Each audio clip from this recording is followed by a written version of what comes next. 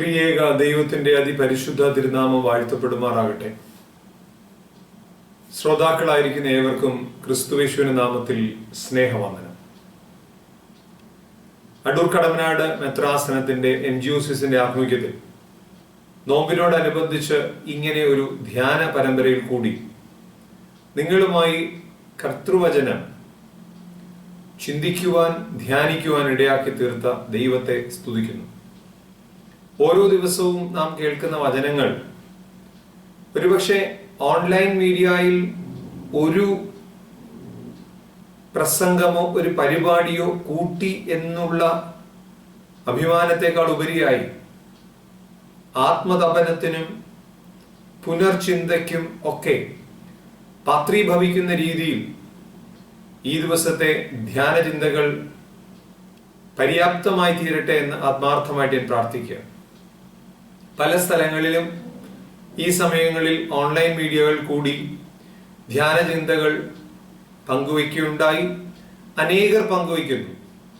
അപ്പോൾ ഞങ്ങളും അങ്ങനെ ചെയ്തു എന്നുള്ളതിലുപരിയായി ദൈവനാമ മഹത്വത്തിനായി തീരുവാൻ തക്കവണ്ണം എന്നിൽ കൂടി ഞങ്ങളിൽ കൂടി അതിനൊരു രൂപാന്തരം ഉണ്ടാകട്ടെ എന്ന് ചിന്തിക്കുവാൻ ഇടയാകട്ടെ എന്ന് പ്രാർത്ഥിച്ചുകൊണ്ട് ഇന്നത്തെ ചിന്ത പങ്കുവയ്ക്കട്ടെ.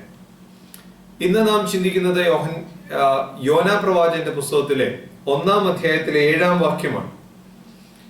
യോനായെ അവർ കണ്ടെത്തുന്നുണ്ട് കടലിന്റെ അടിത്തട്ടിൽ കപ്പലിൽ സുഖമായി ഉറങ്ങുന്ന യോനെ. അവർ യോനയെ വിളിച്ചെഴുന്നേൽപ്പിച്ച് അവനോട് സംസാരിക്കുന്നു. മറ്റൊന്നുമല്ല, അവനോട് പറയുന്നത് നിന്റെ ദൈവത്തെ വിളിച്ച് നിലവിളിക്കുവാനാണ്. നോമ്പിന്റെ സമയം നിലവിളിയുടെ, പ്രാർത്ഥനയുടെ സമയമാണ്. അവിടെ അതിനുശേഷം അവർ പറയുന്ന ഒരു വാക്യം 7-ാം വാക്യത്തിൽ ഇങ്ങനെ പറയുന്നുണ്ട്: അനന്തരം അവർ വരുവീൻ, ആരുടെ നിമിത്തം ഈ അനർത്ഥം നമ്മുടെ മേൽ വന്നിരിക്കുന്നു എന്ന് അറിയേണ്ടതിന് നാം ചീട്ടിടുക എന്ന് തമ്മിൽ പറഞ്ഞു. വളരെ ചെറിയ നിസ്സാരമായ ഒരു വാക്യമായ ഒരു പക്ഷെ നമുക്ക് തോന്നാം. അനന്തരം അവർ വരുവീൻ, ആരുടെ നിമിത്തം ഈ അനർത്ഥം നമ്മുടെ മേൽ വന്നു എന്ന് അറിയേണ്ടതിന് ചീട്ടിടുക എന്ന് പറഞ്ഞു. എന്താണ് ചീട്ടിടുക എന്ന് നമുക്കറിയാം. എല്ലാവരുടെയും പേരെഴുതിയിടുക, ലോട്ടറി എന്ന് പറയുന്നത്. അതിൽ നിന്ന് ആരുടെ പേരെടുക്കുന്നുവോ ആ ആള് ലോട്ടറി അടിച്ചു എന്നും പറയും. സാധാരണയായി നറുക്ക് വീഴുമ്പോൾ അതൊരു സന്തോഷമാണ്. ചിട്ടിയായിരുന്നാലും മറ്റെന്തെങ്കിലും ഗിഫ്റ്റ് ആയിരുന്നാലും നറുക്ക് വീഴുമ്പോൾ അതൊരു സന്തോഷമുള്ള കാര്യമാണ്. എന്നാൽ നേരെ മറിച്ച് ഇവിടെ നറുക്ക് വീഴുമ്പോൾ അത് കുറ്റക്കാരനെ കണ്ടുപിടിക്കാനുള്ള നറുക്കെടുപ്പാണ്. അവിടെ നറുക്ക് വീഴുമ്പോൾ ഒരിക്കലും സന്തോഷമല്ല, മറിച്ച് അവനാണ് കുറ്റക്കാരെന്ന് കണ്ടുപിടിക്കുക. അവരുടെ വിശ്വാസമാണ്. ഇനിയാണ് പ്രധാനമായുള്ളത്. അവരെല്ലാം കൂടെ ചേർന്ന് പറയുകയാണ്, കപ്പലിന് ചുറ്റും കാറ്റടിച്ച് കപ്പൽ നശിച്ചു പോകുന്നതിന്റെ കാരണം നമ്മളിൽ ആരോ ഒരാളാണ്. അതാരാന്ന് കണ്ടെത്താൻ നമുക്ക് എല്ലാവർക്കും കൂടെ ചീട്ടിടാം. കപ്പലിലെ എല്ലാവരും പറയുകയാണ്. എന്തായിരിക്കും അവർക്ക് അങ്ങനെ പറയുവാനുള്ള ചേതോവികാരം? വളരെ നിസ്സാരമാണ്, വളരെ വ്യക്തവുമാണ്, എന്നാൽ അതിനേക്കാൾ ഉപരി അത് ശക്തവുമാണ്. എന്താണ് അവർ പറയുകയാണ്? എൻ്റെ പാപം കൊണ്ട് എൻ്റെ കപ്പൽ നശിക്കില്ല. വളരെ നിസ്സാരമായിട്ടാണ് പറഞ്ഞത്. എൻ്റെ പാപം കൊണ്ട് എൻ്റെ കപ്പൽ നശിക്കില്ല. അങ്ങനെ പറയുന്നത് അത് വ്യക്തമായിട്ട് അവർ പറയുകയാണ്, എനിക്കറിയാവുന്ന എൻ്റെ പാപത്തെ കുറിച്ച്. എനിക്ക് പാപമില്ലെന്നേ, ഈ കപ്പൽ മുങ്ങാൻ തക്ക പാപം എൻ്റെ കയ്യിലില്ലെന്നേ. അവർ ശക്തമായി പറയുകയാണ്, ഞങ്ങളുടെ പാപം കൊണ്ട് ഞങ്ങളുടെ കപ്പല് നശിക്കുകയില്ല. കർത്താവിനാൽ അനുഗ്രഹിക്കപ്പെട്ട മാതാപിതാക്കളെ, സഹോദരങ്ങളെ, ഇങ്ങനെ നമുക്ക് പറയാൻ കഴിയുന്നുവെങ്കിൽ അതിന് പറയുന്ന പേരല്ലേ നൊയമ്പെന്ന്?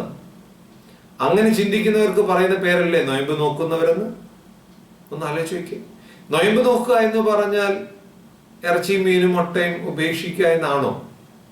അതോ കുമ്പിടുക എന്നാണോ? അതോ പ്രാർത്ഥിക്കുക എന്നാണോ? അതോ ദാനധർമ്മം ചെയ്യുക എന്നാണോ?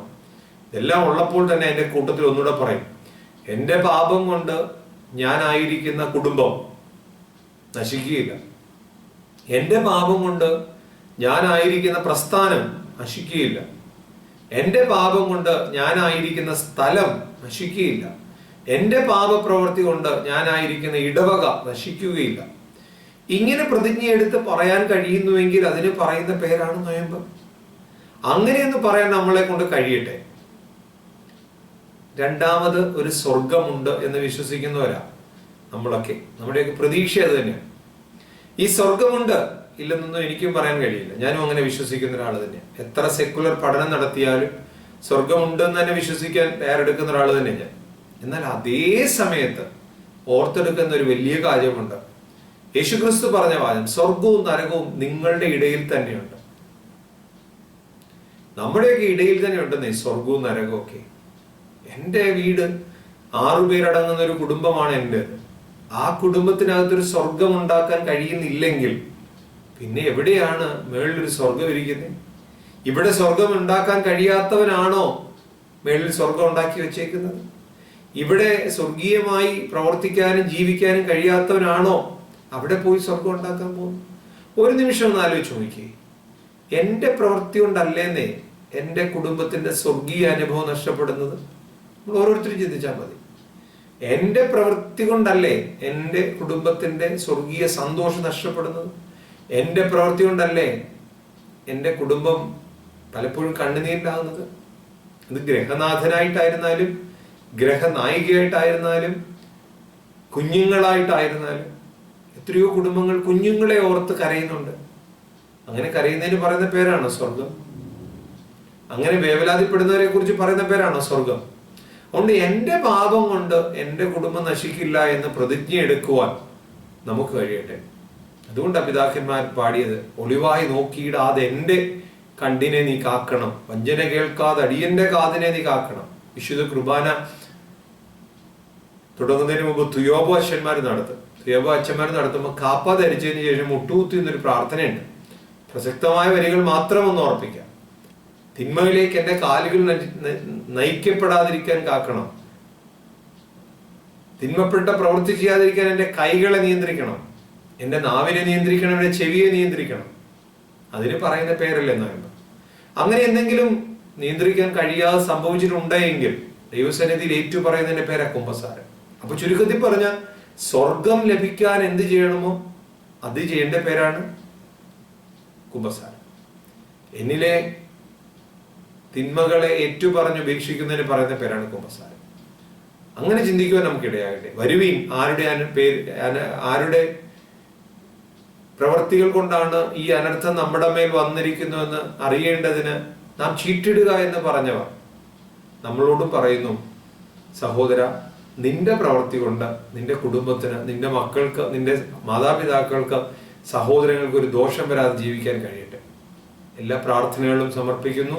ഒരുക്കപ്പെട്ട ദിനങ്ങളായി ബാക്കി ദിനങ്ങൾ മാറട്ടെ എന്ന് പ്രാർത്ഥിച്ച് എൻ്റെ വാക്കുകൾ ഉപസംഹരിക്കുന്നു. ദൈവം തമ്പുരാൻ നമ്മെ ധാരാളമായിട്ട് വാഴ്ത്തി അനുഗ്രഹിക്കട്ടെ.